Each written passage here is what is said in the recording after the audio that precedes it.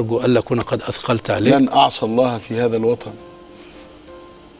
أنا سني 62 سنة الحمد لله.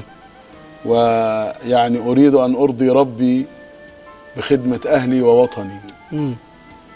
ليس لي مأرب في هذه الدنيا، والحمد لله. أرجو الله سبحانه وتعالى أن يعني على ذلك، وأن يعني هذا الشعب بالتقويم إذا ظهر مني أي شيء يخالف القانون أو يخالف الدستور. أنا جاهز دائما للتقويم، ده جاهز دائما، لأني عندما أقول أنا خادم الشعب وأن الحاكم أجير عند الأمة بجد، يبقى ببص لورا وأشوف التاريخ، الحكام اللي عدلوا عملوا إيه، وإزاي شعوبهم احترمتهم، والتاريخ بعد كده احترمهم. واللي عمل غير كده النموذج الشخص قدامنا جراله إيه.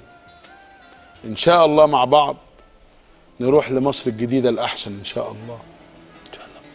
أشكرك على وقتك، أشكرك على صبرك عليا، وأرجو أن أكون قد تجاوزت في أي شكل. بتاتا. أشكرك جدا وأشكر السادة المشاهدين. شكرا سيدي، وفي الآخر تصبحوا على خير، ودعائنا دائما اللهم ولي من يصلح. شكرا. اللهم آمين يا رب. شكرا جزيلا.